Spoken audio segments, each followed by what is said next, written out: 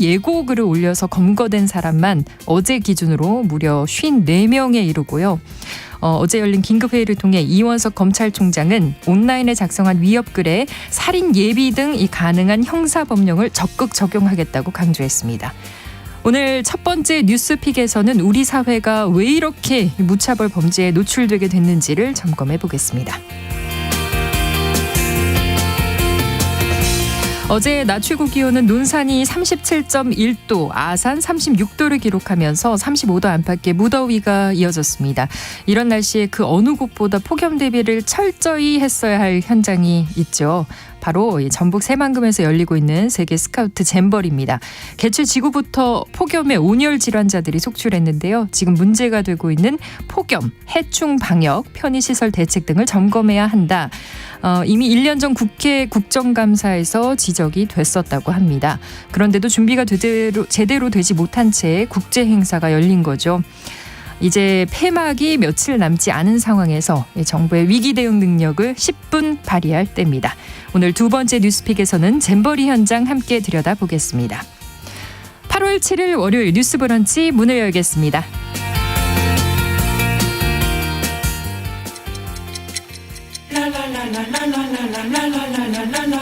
듣고 공감하고 진단합니다.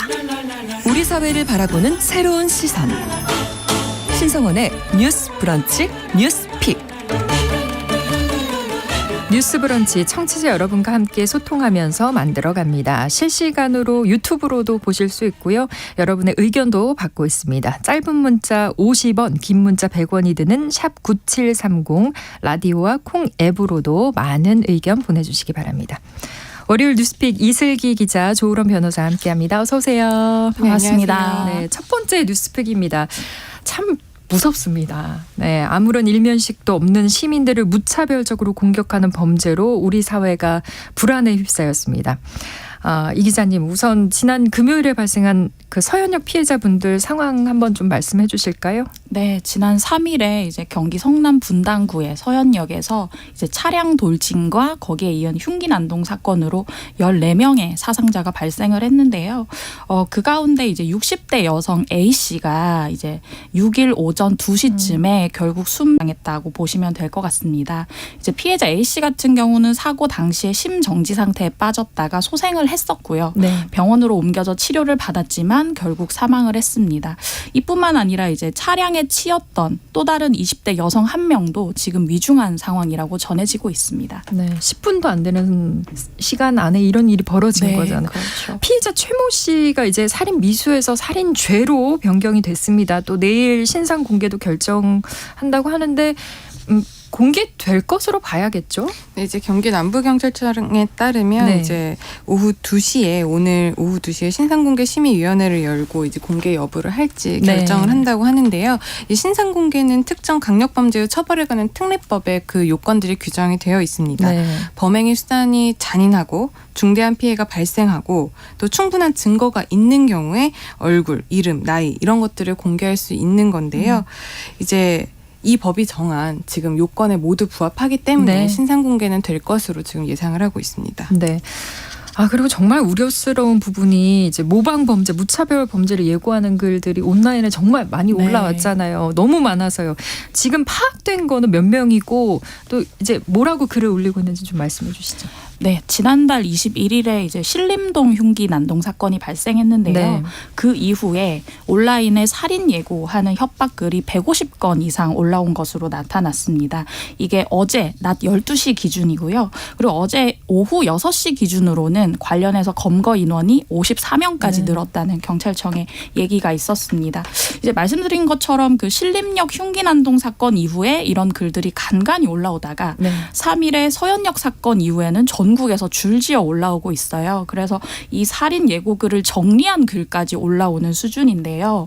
이들을 검거하고 보니 검거된 사람들 상당수는 미성년자였습니다. 뭐 특정 사이트에만 올리는 게 아니고요. 뭐 유명 온라인 사이트에도 옮기고 자신의 인스타그램이나 트위터, X 같은 SNS에도 올리고요. 뭐 대학생 익명 커뮤니티 같은 곳에서도 살인 예고글을 볼 수가 있었습니다. 이런 글들을 왜 썼냐고 했더니 대부분 장난이었다고 얘기를 그쵸. 해서 에휴. 더욱 충격을 네, 안겨주고 미성년이 있습니다. 많았고. 네, 맞습니다. 그래서 이제 내용들을 보면 이제 인천에서 이제 계양역에서 7시에 20명을 살인하겠다는 글이 인스타그램에 올라와서 네. 10대 청소년을 입건해서 조사를 했더니 장난으로 저지른 일이 이렇게 커질 줄 몰랐다고 답변을 했고요. 네. 그리고 또 인천의 번화가에서 살인하겠다는 협박글을 올린 40대 남성을 구속 이제 잡아봤더니 실제 살해할 마음은 없었다. 근데 이제 게시글에 달릴 댓글이 궁금해서 참. 관심을 받고 싶었다. 네. 이른바 관종이라고 하죠. 이런 네네. 얘기를 하기도 했고요. 네. 근데 문제는 이렇게 살인 예고글만 올린 게 아니라 직접적으로 행동을 한 사람도 있었다는 건데요. 이제 그 서울 강남 고속터미널에서 흉기를 소지했던 20대 남성이 체포돼서 네네. 이제 많은 실제로 얘기가 들고 다녔죠. 네, 실제로 들고 다녔습니다. 이 허 씨 같은 경우는 네. SNS에 경찰관을 찔러 죽이겠다는 글을 올렸었고요. 같은 날 오전에 이제 고속터미널에서 흉기를 소지한 채 돌아다녔다가 이제 체포가 된 그런 상황입니다. 네. 재미삼아 올렸다는 분들 참 철이 없습니다. 이렇게 살인 예고 글을 올린 사람들 이걸 단순히 좀 글을 올린 것만으로도 처벌이 가능할지 아니면은 실행을 해야만 처벌이 가능한가 뭐 이런 것도 좀 궁금하고요. 장난글이면 이거는 어떻게 처벌을 해야 하는 건가요? 일단 이제 장난이라고 한 부분에 대해서 저는 개인적으로 너무 화가 나더라고요. 네. 이게 장난글이라고는 했지만 시민들이 알게 됐고 유사 범죄가 있었고 네. 그러다 보니까 많은 분들이 주말 동안에 정말 불안, 그리고 맞아요. 공포심을 네. 떨고 있었잖아요. 그렇기 때문에 이 부분에 대해서는 엄중한 처벌이 필요할 것으로 보이는데 여기에 대해서 과연 어떤 법 적용이 가능하냐 우리가 좀 살펴보면 일단 살인을 예고를 했으니까 실행은 한 건 아니지만 예고를 했으니까 이 부분이 살인 예비죄에 해당할까 이 부분에서 좀 살펴봐야 될 것 같아요. 근데 네. 개인적으로는 이런 부분도 이제 살인 예비로 좀 처벌을 했으면 좋겠지만은 네. 법적으로 본다면 살인 예비가 되기 위해서는 준비 과정이 있어야 됩니다. 내가 네. 살인을 하려는 고의가 있고 네. 또 준비 과정. 예를 들면 뭐 흉기를 산다던가 아니면은 그 범행 장소에 계획이 나가서 있어야 되는 거죠. 계획뿐만 아니라 어떤 준비 행위가 실제로. 있어야 된다는 네. 거죠. 범행 뭐 대상을 물색한다던가 이런 정도의 어느 정도의 진전된 모습이 있어야 네. 살인 예비죄로 처벌한다라는 게 대법원 입장이기 때문에 네. 그런 부분이 만약 있었다면 살인 예비죄가 적용이 되겠지만 그런 것 없이 그냥 글만 장난글만 올린 올렸다라고 하면 살인 네. 예비죄는 처벌받기 힘들고요. 네. 대신에 협박죄라든지 협박죄. 아니면 글을 올려서 공권력을 지금 낭비를 한 네네네. 거잖아요. 어떻게 보면 그렇기 때문에 공무집행 방해, 그러니까 거짓말로 네. 공무를 방해를 했기 때문에 위계에 의한 공무집행 방해가 또 적용이 될 수 있을 것으로 보입니다. 네. 어제 검찰총장이 뭐 이런 예고기를 강력하게 처벌하겠다 이렇게 엄포를 했잖아요. 그렇죠. 이번에 이제 검찰총장뿐만이 아니라 정부 네. 입장 그리고 그 경찰도 최고 수위에 대응을 하겠다라고 했는데요. 그러니까 이 부분에 대해서도 우리가 좀 살펴봐야 할 네. 것이 그 지금 윤희근 경찰청장 같은 경우에는 국민 불안이 해소될 때까지 흉악범죄에 대응하기 위해서 흉악난동 범죄 특별 치안 활동을 하겠다라고 선포를 했고요. 네. 또 휴가 중인 윤석열 대통령도 이제 국민이 불안하지 않도록 정부는 경찰력을 총동원해서 초강경 대응하라고 네. 지시를 했습니다. 그리고 법무부에서도 이제 가석방을 허용하지 않는 무기형을 형법에 신설을 하고 또 중증 정신질환자의 입원 여부를 이제 사법기관이 결정할 수 있도록 네. 하는 사법 입원제 도입도 검토를 하고 있다고 밝혀서 정부는 이제 굉장히 이런 무차별 흉기 난동 범죄에 네, 대해서 강력 대응하겠다. 강경하게 네. 대응하겠다라는 입장입니다. 네. 이렇게 무차별 흉기 범죄에 대한 우려 때문에 경찰도 특별 치안 활동에 들어갔어요. 주말에 보니까 뭔가 장갑차도 등장하고 네. 그랬던가 봐요. 총력전을 펼치고 있다고요. 네, 주말에 뭐 서울 강남역이나 네. 부산 서면역 같은 번화가에 가신 분들은 거의 준전시 상황 같은 네. 상황을 목격하셨을 텐데요. 아까 변호사님 말씀처럼 3일에 경찰이 특별 치안 활동을 선포했습니다. 이게 사상 처음 있는 일인데요. 특별 치안 활동이라 하면 네. 통상적인 치안 활동으로는 치안 유지가 어렵다. 라고 판단이 됐을 때 네. 경찰청장의 재량으로 경찰 인력이나 장비를 집중 투입하는 거거든요. 그래서 말씀드린 것처럼 뭐 강남역이나 부산 서면역 같은 전국 11곳에 전술 장갑차를 배치를 했고요. 네. 사실상 이제 준 테러에 대응하는 수준으로 치안 네. 대응을 격상시켰다고 보시면 됩니다. 그렇군요. 이제 대통령실에서 이제 뭐 전국 89개 지역에 뭐 기동대, 특공대, 뭐 형사 등 경찰 인력을 배치했다고 얘기했고, 뿐만 아니라 이제 다중이용 시설 같은 범죄 발생이 우려되는 지역 3천여 곳을 선정해서 네. 경찰과 자율방범 2만여 명을 배치했다는 얘기도 했고요. 네. 이제 그 소총이랑 권총으로 이중무장한 저희가 이제 스와트라고 하죠. 네네. 경찰 특공대 전술 요원도 107명이 배치가 됐고, 국토교통부 산하기관인 철도특별사법경찰대에서도 주요 관할 역사에 경찰관 70여 명을 배치를 한 상황입니다. 네, 정말 전시 상황 같은 그런 네. 느낌이네요. 지난 금요일에 발생한 서현역 사고가 있기 바로 얼마 전에 신림역에서 4명의 사상자를 낸 피의자 조선 사건이 있었잖아요.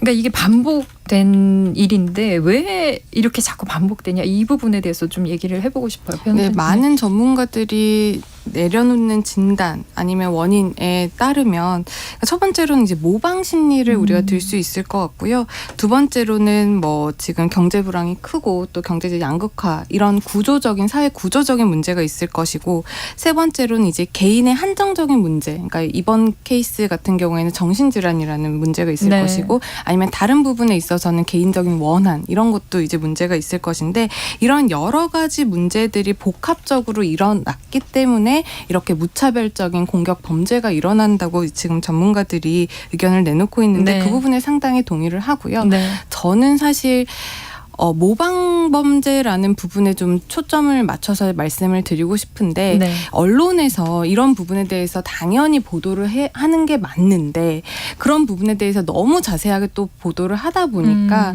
사람들이 그거를 또 따라하고 싶고, 네. 이번에 또 검거된 많은 그런 피의자들이 대부분 미성년자라는 거잖아요. 네. 그렇기 때문에 이런 모방을 해도 아무런 일이 일어나지 않는다. 아니면 모방을 해서 다른 사람에게 또 위협적인 어떤 내가 글을 올려도 네. 나중에 나는 처벌되지 않을 거야, 내지는 나는 잡히지 않을 거야. 이런 심리까지 결합이 되어 있기 때문에 네. 그런 모방 심리가 점점 더 가중된다라고 저는 생각하기 때문에 네. 모방을 해서 다른 사람들에게 이런 위해를 가하거나 공포심을 조성을 했을 때도 네. 우리가 좀 초반에 강력하게 좀 단속을 맞아요. 하고 네. 처벌을 하는 부분도 우리가 검토를 해봐야 되지 맞습니다. 않을까 싶습니다. 제가 이제 뉴스를 진행하는데 가끔 방법 같은 게 너무 상세하게 보도될 때가 네. 있어요. 그럴 때는 저건 너무 방법을 알려주는 게 아닌가 할 때도 있거든요. 보도에도 좀 신중을 기해야 될 것 같은데, 기자님도 같은 이유라고 보시죠? 네, 어떠세요? 저도 네. 비슷하게 생각을 하고요. 실제 이제 서현역 사건의 피의자인 최 씨가 그 신림동 조선 사건을 검색한 기록이 나오더라고요. 네. 뿐만 아니라 조선 같은 경우는 이제 홍콩에서 있었던 무차별 살인 사건을 검색한 기록이 나오고, 네. 결과적으로는 이게 꼬리에 꼬리를 물고 따라서 일어난 네. 모방 어찌 범죄라는 보면 거고요. 학습을 했다고 그런 볼 수 거죠. 있는 이제 거예요. 네. 참고를 한 네. 것이죠. 거기다가 이제 또 한 가지 말씀드리고 싶은 것은, 이제 일부 언론에서 묻지마 살인이라는 얘기를 하고, 또 뭐 커뮤니티 상에서도 이 얘기가 좀 관습적으로 쓰이는데, 이런 표현 자체가 저는 좀 적절하지 네. 않다고 보고 있습니다. 왜냐하면 모든 살인에는 의도가 있는 것이고요. 그리고 묻지 마라고 말하는 순간 왜 그런 범죄를 저질렀는지 어떤 배경이 삭제되는 게 있잖아요. 네. 그냥 묻지 마이니까요. 그러니까 정확히는 무차별 네. 살인이라는 말씀을 드리고 그러네요. 싶고요. 네. 그리고 또 한 가지 생각을 해보면, 한 10여 년 전에는 네. 이른바 뭐 히키코모리라고 하는 사회 부적응자들이 탈조선이라는 얘기를 많이 하고 조선을 떠나야 된다 이런 얘기를 많이 하다가, 지금 최근 들어서는 어떻게 보면 조선을 파괴하는 경향으로 가는 네. 게 있거든요. 근데 이게 또 온라인 커뮤니티 상에서 서로가 서로를 추동해서 부추기는 그런 경향이 일종의 약간 문화처럼 생겨난 경향이 있는데, 이런 것에 대해서 우리가 조금 주의 깊게 맞아요. 살펴봐야 되지 않나라는 생각이 듭니다. 그게 이제 단절이라는 게 예전에는 정말 혼자만의 단절이었는데, 요즘은 나는 공간에서는 혼자 이렇게 단절돼 있지만 그런 SNS 상으로 연결이 네. 되니까 같은 생각을 가진 사람이 그것도 참 하나의 그런 요인이 아닐까 그런 생각이 듭니다. 앞서 발생했던 피해자 조선 사건의 경우 소년부 14번 송치 정과 3범으로 그 사이 뭐 교화라든가 뭐 네. 예방 가능했던 시점이 좀 있었을 거다 이런 지적이 계속 있거든요. 이번 서현역 사건의 경우는 보니까 최 씨는 3년 전에 조현병 직전 단계 그러니까 정신질환 판정을 받았지만 치료를 중단한 것으로 알려졌고요. 그 대한신경정신의학회에서 이런 범죄에 대해서 성명을 냈더라고요. 네, 말씀하신 것처럼 이제 조선 같은 경우는 전과 3범의 소년부 송치 기록 14건인데요. 네. 그렇다고 치면 이제 청소년 때나 성인이 돼서도 어떤 교화가 될 수 있는 거였는데 이 전체적으로는 사법제도에 좀 총체적 부실이 있었다라고 볼 수 있을 것 같습니다. 그리고 이제 서현역 사건의 최 씨 같은 경우는 네. 말씀하신 것처럼 2015년부터 5년간 정신과 치료를 받았고요. 네. 조현성 인격장애 진단을 받았지만 3년 전에는 치료를 중단했어요. 네. 이거에 대해서 이제 대한신경정신의학회에서 이제 성명을 발표했는데요. 2016년에 정신건강복지법이 개정이 되면서 정신병원에 강제 입원하는 절차가 굉장히 까다로워졌거든요. 근데 서현역 피의자처럼 3년간 치료를 중단하고 네. 피해 망상이 범행의 원인으로 발표됐다고 하면 더욱 적극적인 사후 관리를 위한 대책이 필요하다는 성명을 발표했습니다. 또한 한 가지 주목할 만한 성명이 또 있는데요. 이제 대한조현병학회에서 성명을 네. 발표했어요. 이 서현역 사건의 그 원인이 조현병이라고 단정해서는 안 된다는 것입니다. 모든 정신질환자가 이러한 사건을 일으키는 것이 아니고요. 네, 맞습니다. 이런 보도가 만약에 계속 이어지면 네. 이 병에 대한 혐오로 이어지거나 환자와 가족들이 치료를 기피할 수 있다는 네. 우려를 내놨습니다. 그렇군요. 아, 이런 무차별 흉기 난동 사건에 대해서 이원석 검찰총장이 초기 단계부터 법정 최고형 내리겠다 이렇게 얘기를 했는데 가석방 없는 종신형에 대한 또 이야기가 나오더라고요. 네, 아까 변호사님. 잠깐 말씀드리긴 네. 했는데 지금 이 부분에 대해서 정부 차원에서 강력 대응하겠다라고 하면서 이원석 검찰총장 같은 경우에는 초기 단계부터 법정 최고형을 내리겠다. 근데 사실 이거는 법정 네. 최고형을 내리는 거는 이제 재판부에서 하는 일이고 검찰이 이제 구형을 할 때 그쵸. 네. 아무래도 법정 최고형을 구형하겠다라고 네. 말씀하신 것처럼 그만큼 의지를 보여주는 표현이라고 할 수가 있을 것 같고요. 네. 또 경찰도 최근에 나온 언론 보도에 따르면 흉기를 가지고 난동을 부리는 그런 피의자에 대해서는 그 현장에서 실탄 사격도 적극적으로 뭐 지시하겠다라고 하는 것만큼 네. 강경 대응을 할 것은 굉장히 뭐 네, 앞서도 우리가 말씀해 주셨습니다. 예상을 할 수가 네. 있을 것 같은데 네. 아까 말씀드린 그런 가석방을 허용하지 않는 무기형 같은 네. 경우에는 현행 법에 이제 우리가 무기징역을 재판부에서 선고를 받아도 네. 이제 무기징역이라고 하면 기한 없이 계속 교도소에서 살아야 되는 것처럼 우리가 느끼지만은 네. 실제로 20년이 지나면 그 사람이 그 안에서 20년 동안 좀 교화가 된 것처럼 살면은 나올 수가 있어요. 네. 가석방으로. 가석방. 네. 그렇기 때문에 어떻게 보면 무기징역이라고 해서 사회와 차단되게, 사회와 격리되게 그런 범죄자들, 특히 재범이 높고 흉악한 범죄를 저지른 사람들을 그렇게 차단을 해놓는 건데 네. 가석방이 20년 이후에 또 가능하다라고 한다면 사회로서는 불안을 할 수밖에 없는 거거든요. 그렇기 때문에 지금 법무부에서는 가석방을 허용하지 않는 무기형을 네. 이제 형법에 신설하도록 하겠다라는 입장이고요. 네, 아까 단순 종신형이 아니라 조건이 붙는 거죠. 가석방 그쵸. 없는 종신형. 가석방 네. 없는 그러니까 무기징역이 네. 되겠죠. 그리고 아까 기자님께서도 말씀하셨지만 우리나라 그 정신질환자분들이 강제 입원을 시키기 위해서는 보호자들의 동의가 거의 이제 필수적으로 바뀌었습니다. 그러니까 주변 사람들이 그런 범죄에 대한 공포가 아무리 있다. 현실적인 위험성이 있다라고 하더라도 보호자들이 동의를 해주지 않으면 아니면은 스스로 입원을 하겠다고 하지 않으면 강제 입원이 되질 않아요. 그러다 보니까 네. 이제 법원에서 이 사람이 정신질환을 가지고 있고 자해나 타해의 위험이 현저하다라고 판단이 되면 사법부가 입원을 결정할 수 있는 그런 사법 입원제를 이제 도입을 하는 것도 검토를 하고 있다라고 하는데 네. 이 사법 입원제 같은 경우에는 국가가 보다 적극적으로 좀 책임을 지고 이 사람을 좀 치료하겠다라는 목적에서 나오는 것이고요. 이제 우리나라는 없지만 해외 같은 뭐 독일, 뭐 프랑스, 이런 영국 이런 부분에 있어서는 사법 네. 입원 제도가 있어요. 그렇기 때문에 이런 부분도 우리가 지금 검토를 해볼 시기가 왔다라고 생각을 하고요. 네. 다만 이 부분에 대해서는 너무 개인의 그런 신체적인 자유, 거주 이전의 자유를 너무 제약하는 게 아니냐라는 비판도 나올 수 있기 때문에 그런 부분에 대해서도 우리가 어느 정도로 보완을 할 수 있는지 검토해볼 시간이 필요하다고 생각을 합니다. 사법 입원제. 기자님은 어때요? 그런 강력한 대응이라든지 뭐 가석방 없는 무기징역 어떻게 생각하세요?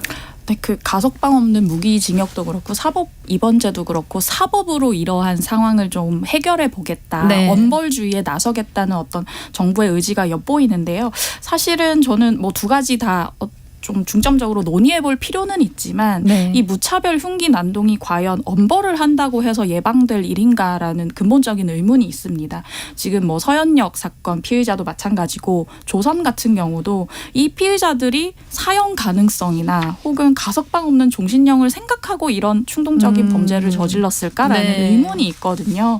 그래서 사실은 이러한 범죄자를 낳은 사회 시스템 전반을 돌아보는 것이 먼저인데 네. 이런 그 형벌을 강화하는 쪽으로만 이제 논의를 계속해서 가다 보면 흉악 범죄뿐만 아니라 모든 범죄의 형벌을 다 올려야 된다라는 논의로 가지 않을까 네. 조금 걱정이 되고요. 비슷한 선상에서 이제 주말에 뭐 강남역이나 서면역에 장갑차가 등장을 했는데 장갑차가 있다고 해서 범죄 예방 효과가 있을까? 혹은 일반 시민들에게 전시 상황 같은 불안감만 더 조성하는 것 아닌가라는 걱정이 좀 들거든요. 네. 모든 것이 사법으로 이렇게 환원되는 것에 대해서 한번 네. 저희가 생각을 해봐야 될 것 같다라는 생각이 들고요. 네. 그리고 종신형 그 가석방 없는 종신형 같은 경우는 이런 얘기도 있습니다. 가석방이 있어야 수용자가 내가 좀 올바른 마음가짐으로 수용 생활을 해야 되겠다라는 동기부여가 되는데 네. 이것마저 없으면 오히려 수용 생활을 그 더욱 부분이 이제 또 있네요. 내버려 네. 둘 수 있다는 얘기도 있거든요. 이런 얘기들이 또 일선에 있는 교도관 분들이 직접 하시는 얘기기도 하기 때문에 네. 그분들 의견까지 같이 좀 수렴을 해서 총체적으로 네. 얘기를 해봐야 된다는 생각이 듭니다. 네. 그러니까 어떤 일이든 좀 변화를 주려면 이 부분만 생각하면 그게 맞아 하는데 정말 다양한 각도에서 네, 봐야 맞습니다. 되더라고요. 네. 또 각 현장에 계신 분들의 이야기를 다 듣고 그렇게 결정을 해야 되는 그런 신중한 사안이 아닐까 싶습니다. 두 분은 어떻게 좀 요즘 외출을 하실 때 좀 무섭다 이런 얘기 방송 전에 하셨는데 또 이런 얘기를 하는 것도 조심스러운 게 너무 불안감을 조성할까 봐이긴 합니다. 근데 하지만 지금은 이런 사건들이 일어났고 모두가 좀 불안에 떨고 있는데 어떠세요? 저는 좀 네. 두 가지 정도 더 말씀드리고 싶은 게 있는데 네. 이번에 이런 범죄가 일어나면서 인터넷이라든지 언론 보도에 따르면 호신용품을 좀 사려고 하는 사람들이 늘고 있다라는 네. 보도가 나오거든요. 그리고 실제로 저도 이런 언론 보도를 접하면 내가 그래도 뭐 하나 갖고 있어야 이런 나 자신 범죄를 내가 당할 때 지켜야겠다. 나를 네. 지킬 수 있지 않을까라는 생각이 드는데 네. 이 부분도 좀 우리가 생각을 해볼 필요는 있을 것 같아요. 이제 나를 위해서 산 호신용품이 오히려 나에게 흉기가 될 수 있거든요. 왜냐하면 우리가 그런 사용법들을 학교에서 배우거나 어디서 배우지 않고 일단 무조건 구입을 하는 거잖아요. 네. 그렇다 보면 우리가 사용을 잘 못하게 될 수도 있고 오히려 그런 범죄자들이 그거를 역이용해서 우리를 공격할 수도 있고 네. 또 이게 자칫 다른 사람들을 가해하는 흉기로 또 쓰일 수도 있는 문제들이 있거든요. 네. 그렇기 때문에 호신용품에 대해서도 우리가 뭐 교육이라든지 호신용품을 구입을 할 때 여러 가지 시스템을 완비를 하는 그런 부분도 우리가 생각을 해봐야 될 것 같고요.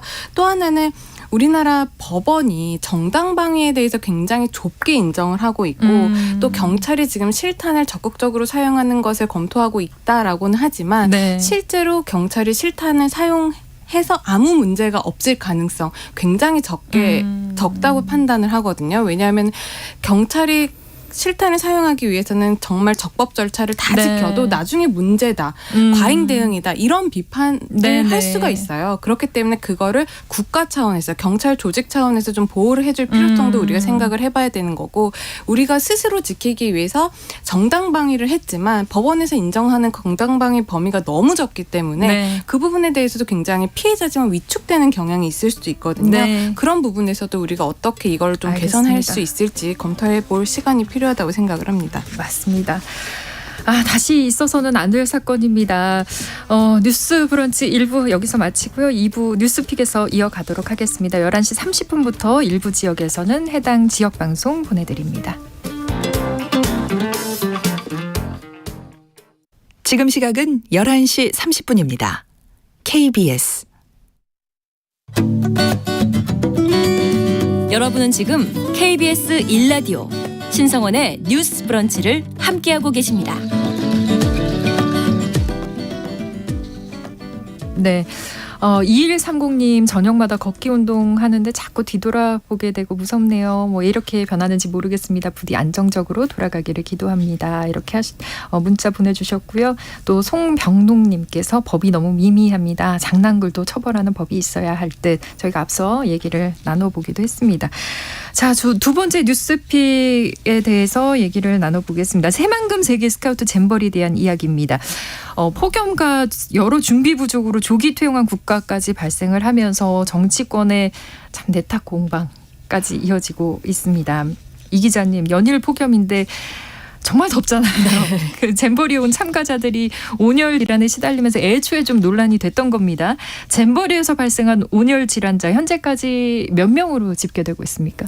네, 일단 온열 질환자도 많고요. 그리고 네. 지금 영내 코로나19도 확산세라서 이것도 걱정이 되는 상황인데요. 이제 어제 발생한 환자만 1,296명인데 이건 뭐 온열 질환자나 벌레 물림 환자나 뭐 코로나 확진자 모두 포함한 수치고요. 네. 이 가운데 코로나19 확진자가 38명, 온열 질환자가 56명으로 집계가 됐습니다. 그러니까 지난 1일 개막한 이래 하루에 환자만 1,000여 명씩 네. 계속 발생을 해서 병원을 찾고 있다고 보시면 될 것 같습니다. 네, 일부 조기 퇴영한 국가들도 있잖아요. 뭐 영국, 미국 등의 나라들이 짐을 쌌는데 어떤 문제점들이 나왔던 걸까요? 예상은 가능합니다만. 네, 네. 외신에서 여러 가지 문제점이 있었다라고 발표를 하고 있고요. 특히 영국의 일간지인 가디언에서는 이 상황이 난장판이라고 전해 들었다며 보도를 하고 있습니다. 네. 이제 여러 가지 언론 보도를 보면요, 그 잼버리 그 야영장에 있어서의 샤워장, 탈의실, 급식, 급수시설, 뭐 전기, 의료시설, 상점 네. 이런 것들이 제대로 갖춰지지 않았다라는 비판 여론이 계속 나오고 있는 상황이고요. 특히 이제 식품에서 곰팡이가 나와서 이거를 나중에 아유, 후발적으로 네. 전량 회수하는 조치도 있었고 또 뒤에 말씀드릴 수 있겠지만은 이제 성범죄 의혹 과 네네. 관련된 일들도 있었기 때문에 네. 이번에 있었던 뭐 8월이어서 당연히 더울 거는 예상을 했지만 네. 이런 폭염뿐만 아니라 비위생, 뭐 전기 부족, 부실한 식사 이런 것들이 여러 가지 문제로 손꼽히고 있습니다. 네, 성범죄 얘기하셨는데 이제 범죄로 이어지진 않았지만 어제 알려진 소식이에요. 그 참가자들 중에서 지도자였다고 들었는데 여자 샤워실 훔쳐보는 일이 있었잖아요. 그 전북 연맹이 퇴영을 결정했다고요. 네, 어제 이제 전북 스카우트 연맹 측에서 이제 기자회견을 개최를 해서 이 같은 사실을 얘기했는데요. 네. 여자 샤워실에 30대, 40대로 추정되는 태국 남성 지도자가 들어와서 네. 발각이 됐고 100여 명 정도의 여성들이 목격을 했다라고 네. 피해를 호소했습니다. 근데 여기서 이제 끝이 나는 게 아니라 이걸 이제 대회 주관 측에 이제 호소를 했지만 네. 며칠이 지나도 아무런 조치가 없었고 조직위에서는 피해자 보호와 분리 조치도 하지 않았다. 네. 그래서 이제 사건에 대해 경찰에 수사를 의뢰한 상태다라고 얘기를 했고요. 대원들이 이것 관련해서 좀 무서워하고 정신적으로 힘들어하기 때문에 퇴영을 결정했다고 얘기를 했습니다. 근데 이제 이 조직위 측의 입장은 조금 다릅니다. 네. 어제 이제 얘기가 나왔는데요. 이제 최창행 조직위 사무총장 같은 경우는 이걸 이제 최초 신고가 접수가 돼서 우리가 사건 세부 내용을 확인했는데 가벼운 경고 조처를 했다라고 얘기를 했고요. 문화적 차이라는 얘기를 해서 네. 또 여러 해석을 낳았고요. 네. 이때 또 김현숙 여가부 장관 같은 경우도 이 사건에 대해 경미한 것으로 보고받았다라고 했고 경찰에서도 성적 목적은 없었다라고 얘기를 했지만 네. 기본적으로 거기 있었던 피해자들이 굉장히 정신적으로 힘들어했던 상황이고 네. 과연 경미한 것이라는 발언이 맞는가에 네. 대한 논란이 계속되고 있습니다. 네, 어쨌든 잘못된 일이 발생을 한 것이니까 그 후에 조치를 좀 잘 해야 되지 않을까 그런 생각이 듭니다. 왜 이런 여러 문제점들이 발생했는가 이 부분에 대해서 좀 심각하게 생각을 해봐야 될 것 같습니다. 올해 유독 뭐 더 덥다고는 합니다만 1년 중에 가장 더운 것도 8월 초에 열리고요. 새만금이라는 또 특징이 있어요. 뭐 그런 점들을 생각하고 그래도 뭐 1년 전부터 좀 대비를 철저히 했어야 하는 거 아닌가. 장소 같은 것이 이미 알고 있었고 그런 부분에 대해서 국회에서 좀 지적이 있었다고요? 변호사님 먼저 얘기하실까요? 네, 이제 왜 이런 문제가 발생했느냐 부분 중에서 우리가 좀 따로 떼놓고 생각을 해봐야 될 네. 것은 폭염이라는 거는 당연히 8월에 우리가 개최를 하게 되면 폭염이라는 가장 거는 더울 때니까. 예상이 되는 네. 문제였어요. 그리고 지금 이 폭염 때문에 뭐 온열 질환자가 많이 나왔다라고 하지만은 이전에 있었던 다른 국가에서 개최된 이런 잼버리 대회에서도 온열에 의한 질환자들은 나온 적이 있었거든요. 네. 그런데 유독 우리나라에서 이번에 문제된 거는 이런 폭염 때문에 온열 질환자들의 발생으로 인해서라기보다는 여러 가지 후발적인 준비가 굉장히 미흡했다라는 점이 많은 네. 언론 보도를 통해서도 나오고 있고 저도 그렇게 생각을 하는데 네. 사실 이 부분이 우리가 뭐 작년에 결정돼서 올해 치르고 이런 부분이 아니잖아요. 거의 10년 전부터 이제 준비를 해오던 대회임에도 불구하고 여러 가지 준비가 부실했던 거죠. 아까 말씀드린 뭐 전기가 부실하고 식사가 부실하고 뭐 수도라든지 이런 것들이 제대로 공급이 안 되고 이런 문제는 어느 정도 준비를 철저히 했었다면은 우리가 극복했었을 문제라고 네. 생각을 하거든요. 그리고 지금 문제로 그러니까 원인 중에 하나로 꼽히고 있는 게 이제 잼버리를 준비하는 그런 프리잼버리가 없었다라고 하는 부분도 이제 거론이 네. 되고 있는데 프리잼버리가 코로나 때문에 취소가 되었기 때문에 그 부분이 파행의 원인이 됐다? 그렇게만 보기는 또 어렵죠. 왜냐하면 코로나 때문에 못했으면 이번에 한다라는 것이 알려졌으면 정부에서 이 부분에 대해서 프리잼버리는 열지 못하지만 다각도로 시뮬레이션을 돌릴 수가 있는 부분이기 때문에 그런 점이 굉장히 아쉽다라고 네. 생각을 하고요. 네. 이번에 또 공동조직위원장이 총 5명인데 그중에 3명이 공동조직위원장이에요. 행안부, 여가부, 그리고 문체부 이렇게 새 정부 부처가 공동위원을 하기 때문에 네. 이 부처 간의 의견 조율이 제대로 되지 않고 그중에서 누가 제일 주도적으로 이 행사를 이끌어 나갈 것이냐라고 하는 컨트롤 타워가 좀 너무 없다. 네. 그러다 보니 서로 당신 책임 아니냐라는 네. 책임을 서로 미루는 경향이 발생을 할 수 있기 때문에 네. 그런 구조도 우리가 이번에 한번 짚어봐야 되지 않을까 그런 생각이 듭니다. 네.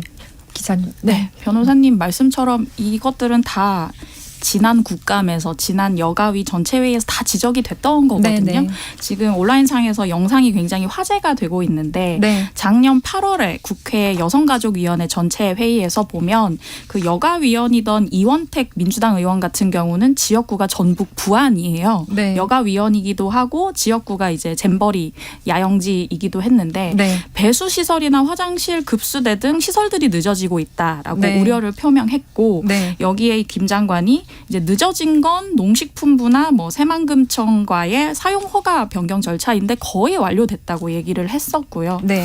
뿐만 아니라 이제 뭐 폭염이나 폭우 대책 같은 걸 다 점검해야 한다고 얘기를 했었는데 당시에 이제 김 장관이 굉장히 당당하게 다 준비해 놓았다라고 얘기를 해서 네. 지금 이제 온라인상에서 논란이 되고 있고요. 네. 말씀하신 컨트롤 타워의 부재가 저도 좀 마음이 맞습니다. 아픕니다.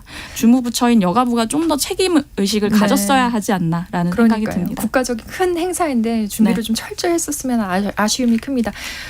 말씀 고맙습니다. 네, 감사합니다.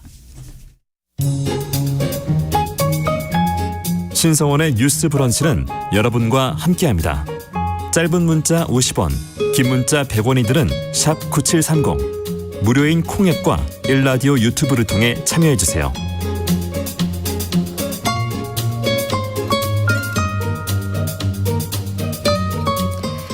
네, 알아두면 좋은 생활정보와 제도를 정리해드리는 시간입니다. 슬기로운 뉴스생활 서울신문 곽수영 기자 나왔습니다. 어서 오세요. 안녕하세요. 네, 이 얘기하기도 지칩니다. 폭염이 이어지고 있습니다. 맞습니다. 오늘 전해줄 뉴스 역시 좀 날씨와 관련이 있죠? 네, 맞습니다. 네. 오늘도 낮 최고 기온이 36도까지 올랐습니다. 찜통 더위가 계속되고 있는데요. 질병관리청이 지난 5월 20일 이후부터 온열 질환자 발생 현황을 감시하기 시작했는데 어제인 6일까지 2달 반 사이에 약 1,719명의 온열 질환자가 발생을 했습니다. 네. 원인이 온열 질환 때문으로 추정되는 사망자는 21명에 이릅니다. 이 문제는 주요 도시에서 지금 폭염특보가 13일째 계속되고 있거든요. 그래서 온열 질환자 발생 추이가 줄어들 기미를 보이지 않고 있다는 겁니다. 이번 달 들어서 지난주 평일만 따졌을 때요. 5일 동안 온열 질환자가 하루에 평균 100명 넘게 발생을 했습니다. 사망자도 매일 발생을 했는데요. 지난해 같은 기간과 비교를 했을 때 온열 질환자는 지난해보다 약 1.5배가 늘어났고요. 사망자도 지난해 6명에서 이미 3.5배 수준으로 늘어난 상황입니다. 네, 온열 질환에 더 취약한 분들이 계시죠. 네, 특히 온열 질환자 중에서도요. 65세 이상의 고령층이 511명으로 전체의 30% 가까이를 차지할 정도로 많았습니다. 사망자 21명 중에서도요. 70대 이상의 고령층이 15명이나 돼서 연로하신 분들의 취약도가 훨씬 더 크다는 부분을 좀 확인할 수 있었습니다. 네. 이 온열 질환에는요. 이제 열사병이나 열경련 등의 종류가 있는데 온열 질환의 대표적인 증상이 체온 상승과 탈수 증상이거든요. 네. 근데 노인분들의 경우에는 젊은 층에 비해서 이런 증상이 나타나는 것을 일단 잘 느끼지 못하시고요. 기저질환 때문에 약을 복용하는 경우에는 체온 유지나 땀 배출을 조절하는 능력이 좀 약해지실 수가 있습니다. 네. 그래서 노인분들의 경우에는 이상 증상이 생기더라도 즉각 반응하지 못해서 더위에 훨씬 더 취약하신 겁니다. 네. 어디서 이런 얘기 있더라고요. 더워도 좀 땀이 잘 나면 괜찮다. 실제로 어때요? 이게 땀이 나는 게 네. 체온을 조절하는 생체 반응인 건 맞긴 합니다. 그런데 이제 땀이 많이 나면 또 주의하셔야 될 게 심혈관 질환이거든요. 노인분들이 많이 걸리는 당뇨병 아니면 심혈관 질환도 폭염 상황에선 더 악화할 수 있는 병입니다. 네. 이 심혈관 질환 중에 하나인 뇌경색 같은 경우에는요. 뇌혈관이 막혀서 발생하는 뇌졸중 질환인데요. 더워서 땀을 많이 흘리게 되면 몸에서 수분이 빠져나가니까 혈액이 더 끈끈해지고요. 그러면 혈전이 생겨서 혈관이 더 쉽게 막히게 됩니다. 네. 이 때문에 전체 뇌졸중 환자 수도 겨울보다 여름에 더 많아지고요. 기온이 평균 1도 상승할 때마다 뇌경색 위험도가 약 35%씩 증가한다는 연구 결과도 있습니다. 네. 하루 중에서도 이제 해가 뜨거울 때가 있는데 구체적으로 언제 어디에서가 가장 위험한 걸까요? 네, 일반적으로는 사실 하루 중에 가장 더운 시간이 오후 2시부터 한 오후 5시 정도 이렇게 많이들 알고 계시잖아요. 그게 맞는데 이제 그렇기 때문에 오전에 잠깐 일하는 건 좀 괜찮지 않을까 이렇게 생각하시는 분들이 많으세요. 네, 오전 야외 활동 괜찮지 않을까? 그렇죠. 네. 근데 최근에는 아침부터 더워지기 시작하고 지금 저도 여기까지 오는데 너무 더웠거든요. 그렇죠. 네. 실제로 지금 질병관리청이 집계한 온열 질환자 통계를 보면 오전 10시에서 12시 사이에 발생한 온열 질환자가 가장 많았다고 합니다. 네. 그러니까 그리고 야외 작업장에서 쓰러지신 경우가 31.7%로 가장 많았고요. 네. 그러니까 밖에서 이제 오전이면 괜찮다고 생각을 하시다가 많이들 온열 질환이 발생하시는 거예요. 그래서 특히 그중에서도 사망자 21분 중에서 11분은 폭염에 논밭에서 일을 하시다가 온열 질환이 발생하신 것으로 추정이 되고 있습니다. 네. 농촌에서 이제 논밭에서 일하시는 분들 중에서 온열 질환에 대해서 더 각별하게 주의를 하셔야 되는 상황이에요. 폭염특보가 내려진 상황이라면 이 시간 동안은 논이나 밭, 공사장 같은 야외에서의 작업은 아예 자제를 해주시는 게 좋고요.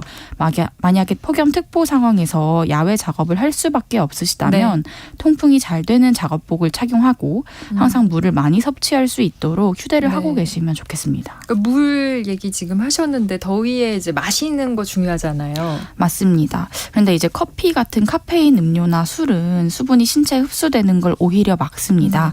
그래서 물이나 이온 음료를 드시는 게 가장 좋고요. 네. 휴식 시간도 한 번에 오래 쉬기보다는 짧게 자주 쉬시는 게 좋습니다. 네. 그리고 온열 질환의 대표적인 증상이 현기증이나 메스꺼움, 두통 등입니다. 그래서 폭염 상황에서 이런 증상이 조금이라도 느껴진다 싶으시면 무리하지 마시고 바로 가장 가까운 시원한 장소로 들어가서 휴식을 취하시는 게 좋습니다. 조금이라도 증상이 느껴지면 바로 가까운 실내로 좀 들어가셔서 수분 섭취를. 근데 뭐 길 이렇게 다니다 보면 아이스 커피 많이 들고들 다니시는데 맞습니다. 그건 도움이 되지 않고요. 오히려 물이 더 좋습니다. 네, 알겠습니다. 실내에 계신 분들 중에서도 더위에 좀 더 취약한 분들이 계실까요? 네, 냉방이 되지 않는 실내도 온도가 높아지면 온열 질환이 발생할 수가 있습니다. 네. 그래서 야외는 햇빛이 뜨겁게 내리쬐는데 실내는 내부 공기가 서서히 데워지잖아요. 그러면 더위에 대한 민감도가 떨어지는 노인분들의 경우에는 냉방 조치를 하지 않고 참으시다가 온열 질환이 발생하시는 분들도 많다고 해요. 그래서 냉방이 되지 않는 실내라면 햇빛이 실내로 들어오지 않도록 막아주시고 네. 창문이나 출입문을 연 채로 선풍기를 켜서 환기를 잘 시키시는 게 중요합니다. 네. 만약에 너무 더운데 자택에 냉방시설이 없는 분들은요. 인근 동주민센터와 같은 무더운 쉼터를 이용하시는 것도 추천드립니다. 네. 다시 한번 좀 정리를 하면요. 네. 물, 그늘, 휴식을 잊지 마셔야겠고요. 장시간 동안 야외 작업을 하시거나 나 홀로 작업하시는 건 삼가셔야 합니다. 수시로 물을 챙겨 드시고 네. 일을 하게 되신다면 1시간에 15분 정도는 자주 짧게 네. 쉬시는 게 좋습니다. 노약자나 어린이 같은 폭염 취약층은 가급적이면 외출하지 마시고요. 냉방이 안 된다면 무더위 쉼터를 이용하시는 것 꼭 기억하시면 좋겠습니다. 네. 폭염 속에 건강 챙기기 아무리 강조해도 부족합니다. 슬기로운 뉴스생활 서울신문 곽수영 기자였습니다. 고맙습니다. 감사합니다.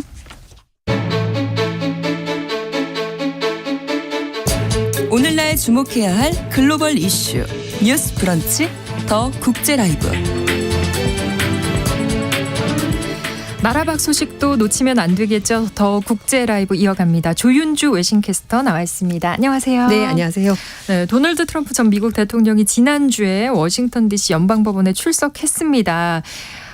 트럼프 전 대통령이 기소돼서 법원에 출석하는 게 이번에 3번째잖아요. 네, 맞습니다. 네. 워싱턴 DC의 현지 시각 3일 날 연방법원에 출석을 했는데요. 네. 이전과 마찬가지로 모든 혐의에 대해서 무죄를 주장했습니다. 네. 뭐 법원까지 출두하는 길에 시위대, 취재진, 경찰 한데 몰려 있었는데요. 특별한 충돌은 그래도 없었습니다. 연방 검찰은 트럼프 전 대통령에서 미국에 대한 사기를 비롯해 투표권 침해, 선거 진행 방해 등 4개 혐의에 대해서 얘기를 하고 있고 트럼프 대통령 모두 무죄를 무죄다 이렇게 주장을 정했습니다. 하는 거죠. 네, 맞습니다. 그래서 다음 심리가 28일 오전 10시에 예정이 되어 있고요. 네. 2021년 1월 6일에 의회 난입 사건이 있었거든요. 그걸 조사하던 연방특검이 지난 1일 날 대선 결과 전복 시도, 투표권 침해, 선거진의 방해 혐의로 트럼프 전 대통령 기소한 상태고 그래서 법원에 출석을 한 네, 겁니다. 대선 결과를 바꾸려고 했다. 네, 맞아요. 이거죠. 네. 뭐 말씀드렸지만 3번째 법원 출석입니다. 이전 혐의는 뭐 어떤 혐의였나요? 네, 이전에는 첫 번째 기소가 됐던 것은 네. 2016년 대선 직전에 성인 영화 배우의 그 성추문 막기 위해서 돈을 제공했었거든요. 네. 그것 때문에 기소가 됐었고 네.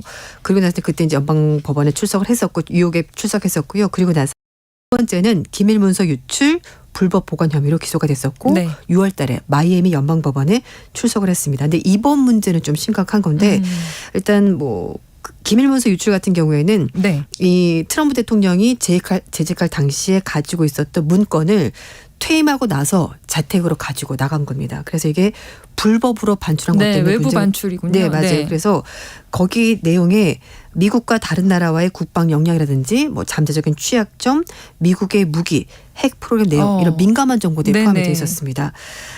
이 문서들을 마라라고 자택에 있는 욕실, 무도회장, 침실, 창고 이런 데 나눠서 보관했었고요. 네. 기밀 권한을 볼 수 없는 일반 방문객들에게도 이 기밀 내용을 보여주거나 말하기도 했다는 겁니다. 네.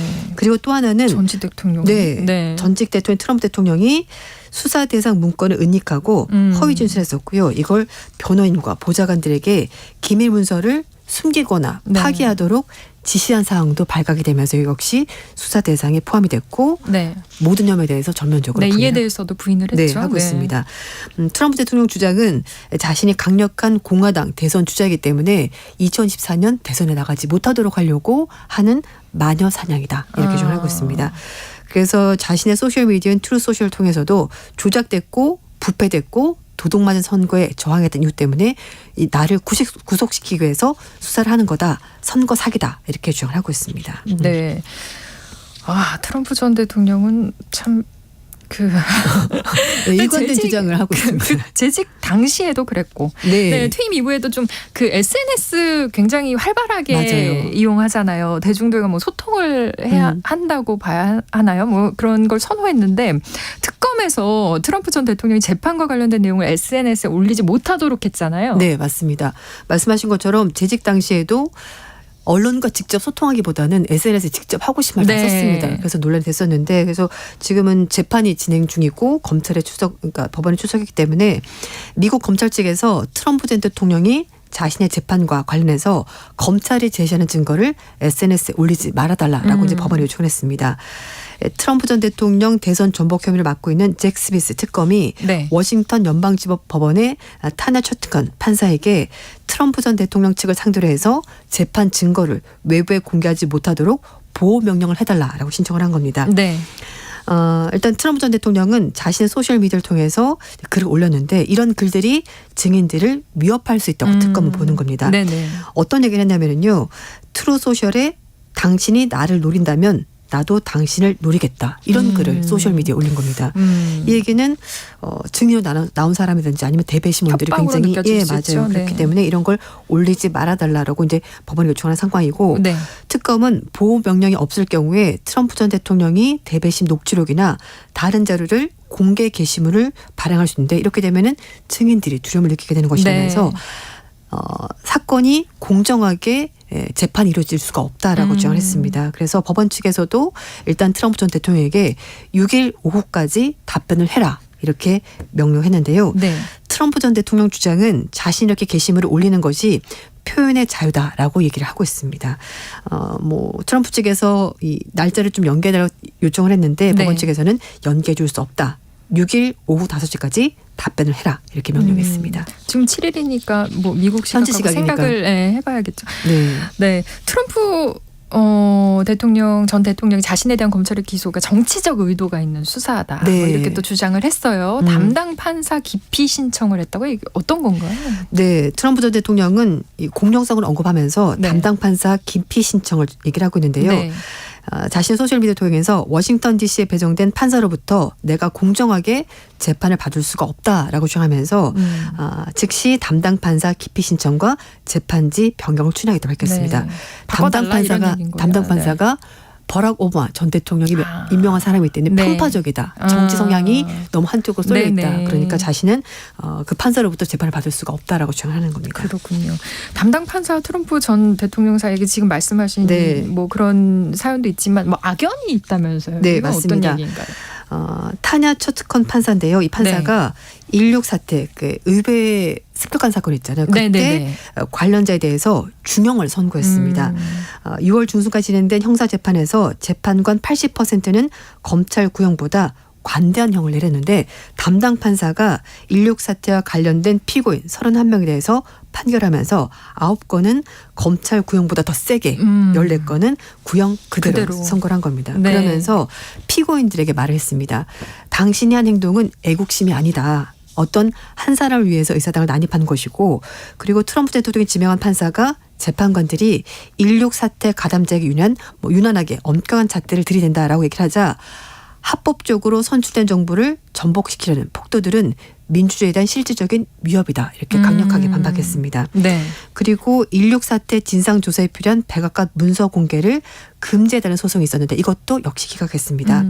16 사태 때 특별조사위원회가 시위대 폭력 행위를 입증할 수 있는 700쪽이 넘는 백악관 통신 기록을 입수해서 법무부 측에 트럼프 전 대통령 기소할 수 있도록 공고했는데요. 네. 이 문서가 아니었다면 정확한 그 증거를 댈 수가 없었는데 이 문서를 제공하면서 증거가 됐습니다. 그리고 또 하나 얘기를 한 것이 네. 대통령은 왕이 아니고 원고는 대통령도 아니다 이렇게 말하면서 트럼프 전 대통령의 특권이 영원하다고 볼 수가 없다라고 판결문을 써서 또 화제가 됐습니다. 네. 그리고 이제 이 사람도 굉장히 좀 입지전적 인물인데요. 네. 자메이카 출신이고요. 미국에서 로스쿨 나와서 처음에는 국선 변호사부터 먼저 했습니다. 네. 그러다가 형사사건 전문 변호사 일을 했었고 오바마 전 대통령이 국선 변호사 출신 처음으로 워싱턴 연방판사로 임명하면서 또 유명한 인물이 됐습니다. 그렇군요. 이 담당 판사뿐만이 아니라 사건 수사하고 있는 잭 스미스 특검도 좀 대중들한테 큰 관심을 받고 있는 인물인가 봐요. 네, 맞습니다. 이제 올해 54살인데요. 네. 기밀 문서 무단 유출 의혹에 대해서 스미스 특검이 이제 수사를 진행하면서 이제 두 번째 기소를 하게 된 거고요. 네. 특히 이제 주목을 받는 것이 헤이그 국제 형사재판소에서 거기서 이제 뭐 판사를 했었던 사람이기 때문에 네. 더욱더 좀 유명하기도 했고 네. 그 전에도 이미 형사 관련 소송을 굉장히 많이 했었고요. 정치인들의 부정부패 이런 거를 담당을 했었고 금융 부패 범죄 수세를 이끌면서 승승장구했었던 사람입니다. 특히 국제 형사재판소에서 네. 1990년대 코소보 전범 재판을 감독을 하면서 굉장히 좀 대쪽 같은 인물 이제 그런 걸 유명했었고요. 네. 뉴욕타임스에서는 스미스 특검이 수영, 사이클, 마라톤 이 3개 종목을 모두 하는 트라이애슬론 대회에 여러 번 참가했었던 인물이다라고 얘기하고 있고요. 주변 평가는 수사를 할 때 충분한 정보를 수집하는 것을 굉장히 중요하게 생각하는 네. 검사다. 그러니까 확실한 증거를 가지고 수사를 하는 인물로 유명합니다. 그렇군요. 근데 특검으로선 전직 어쨌든 대통령이니까 대통령을 네. 기소한다는 것이 상당히 좀 부담스러울 수도 있는 일인데. 네, 그렇죠. 그래서 이제 사실 이번 기소에 대해서도 의견이 좀 엇갈립니다. 정치적 타격이 별로 없을 거다. 아니다. 지금 기소가 3번이나 됐으니까 이걸로 타격이 있다. 이런 얘기가 나오고 있는데요. 네. 특이하게도 네. 어쨌든 공화당 내에서는 지지도가 계속 올라가고 있습니다. 지지도가 올라가고 네, 있다고요. ABC 방송이 여론조사 해봤는데요. 응답자가 65%가 이번에 적용된 대선 뒤집기 시도 혐의에 대해서 심각하다라고 판단을 하고 있습니다. 일단 그래서 그 전에 뭐 성추문 입막음이라든지 기밀문서 유출에 대해서는 그것보다는 좀 심각하게 보는 여론이 높긴 한데요. 공화당 내에서는 변화가 없습니다. 로이터 통신과 입소스가 여론조사 해봤는데요. 네. 공화당 대선 경선 후보 중에서 지금 1위가 트럼프 대통령, 2위가 플로리다 주지사인 론 디센티스인데요. 네. 지지율이 44%대 30%였는데요. 3차 기소 직전에 발표된 조사를 보면은 54%대 17%. 그러니까 1위와 2위의 지지율이 훨씬 더 많이 벌어졌습니다. 네. 8월 1일 날 발표한 여론조사가 있는데요. 네. 538가 발표한 조사를 보면 트럼프 대통령 53%, 2위인 디센티스가 16% 이렇게 나왔습니다. 네. 격차가 더 크죠. 그래서 네네. 공화당 내에서는 디센티스가 리틀 트럼프라고 불리면서 한때 주목을 받았는데 기소가 진행이 되면 될수록 트럼프 대통령 지지율이 올라가고 네. 디센티스 후보가 점점 떨어지는 상황이 됐습니다. 그래서 네. 4번째, 5번째 기소가 있다고 하더라도 공화당 내에서는 트럼프 대통령 지지율이 그대로 유지될 것으로 보이고 네. 대선 판도가 바뀌지 않을 거라고 하고요. 네. 또 다른 조사에서는 민주당 바이든 후보, 트럼프 대통령 이렇게 해봤었을 때 지지율이 43% 동률로 나오고 있습니다. 그러니까 그렇군요. 타격이 좀 안 되는 것 아닐까라는 우려도 또 목소리가 나오고 있고요. 그렇군요. 네, 네, 얘기 여기까지 듣겠습니다. 더 국제뉴스 조윤주 외신캐스터였습니다. 고맙습니다. 감사합니다. 네, 뉴스 브런치 8월 7일 월요일 순서 마치겠습니다. 신성원 아나운서의 휴가로 저는 오늘 아나운서 김진희였습니다. 내일 11시 5분에 뉴스 브런치는 다시 찾아옵니다. 여러분 고맙습니다.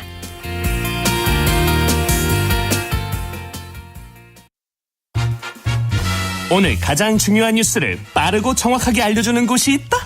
시사 맛집 KBS 1라디오의 특급 메뉴판. 시사의 민족 주문. 아침 9시 5분